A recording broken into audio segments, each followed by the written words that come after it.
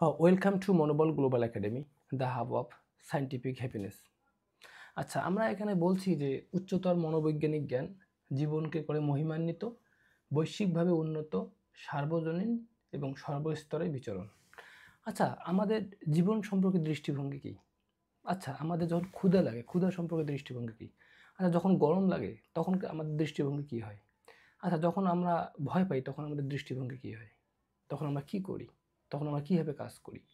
ক্ষুধা লাগলে যেমন আমরা খাবার খাই, গরম লাগলে যেমন আমরা হয়তো ঠান্ডা যেখানে লাগবে বা যেখানে ছায়া পাবো সেখানে যাই, ভয় লাগলে হয়তো ভয় পেয়ে যাই বা তার সাহস তৈরি করি। ঠিক আমাদের জীবনের ক্ষেত্রেও এখানে বলা হচ্ছে যে মানুষের জীবন সমস্যায় পরিপূর্ণ।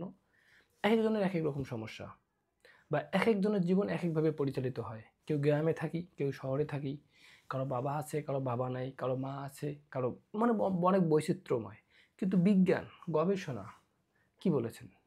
বিজ্ঞান গবেষণা বলেছেন একজন মানুষ যখন নিজের চিন্তার পাশাপাশি, নিজের চেতনার পাশাপাশি সে যদি যে পরিপক্ক জ্ঞান যাদের মন সংস্কার হয়েছে, ওইরকম ব্যক্তিদের সংস্পর্শে যদি কোনো ব্যক্তি যায়, তাহলে ওই ব্যক্তি একই রকম থাকবে না।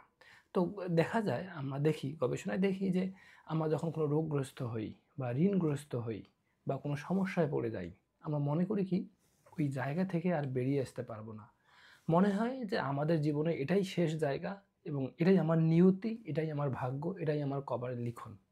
আমরা ভাগ্যের দোষ দিই। কিন্তু গবেষণা বিজ্ঞান বলে যে না, এটা মানুষের করার অনেক কিছু সম্ভাবনা আছে। এইখানে বিভিন্ন টিপস আমরা এখানে লিখেছি যে জিডি গ্যাট 7, PSQ9, KAP, EQ5, MSP, SS, PM+, এই যে বিভিন্ন যোগা মেডিটেশন, এই যে বিভিন্ন যে থেরাপিউটিক বিভিন্ন ইন্টারভেনশন থেকে শুরু করে বিজ্ঞান কত সুন্দর করে চমৎকার করে বড় বড় সমস্যা ছিল পাহাড় সমান, কিন্তু যে বিজ্ঞান গবেষণা করে বিভিন্ন বিভিন্ন টেকনিক্স, বিভিন্ন স্কিলস দিয়ে এই বড় বড় সমস্যাকে একেবারে বালুকণায় পরিণত করেছেন।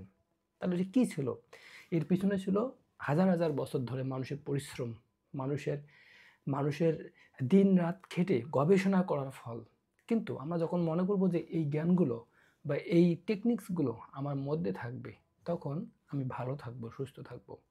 তো এখানে বলা হয়েছে আসলে যে মানুষের ভালো থাকার বা সবাইকে মিলে ভালো থাকার বা সামাজিকভাবে ভালো থাকার, ব্যক্তিগতভাবে ভালো থাকার অনেক কৌশল আছে। কিন্তু আমরা ওগুলা প্রয়োগ না করে যুগের পর যুগ, বছরের পর বছর ওই মনের সংস্কার না করে ওইভাবেই চলতে থাকি। তো বলা হয়েছে তখন একজন মানুষের পরিবর্তন হয় না। মনের সংস্কার হলে এবং বৈজ্ঞানিকভাবে অনেক টেকনিক্স আছে, অনেক প্রসেস আছে, অনেক প্রসিডিউর আছে, যেগুলো অবলম্বন করলে একটা মানুষ, যে কোনো একটা মানুষ, যে কোনো একটা পরিবার, যে কোনো একটা দেশ, যে কোনো সমাজ অনেক পরিবর্তন আসতে পারে। কিন্তু ওই জায়গাতে আমরা পরিবর্তন হই না, কারণ মনের সংস্কার আমরা করতে চাই না। কারণ স্বাভাবিকভাবে থাকতে কোনো সমস্যা নাই। সমস্যা নাই বলতে কি, ওই একই রকমভাবে চলছি।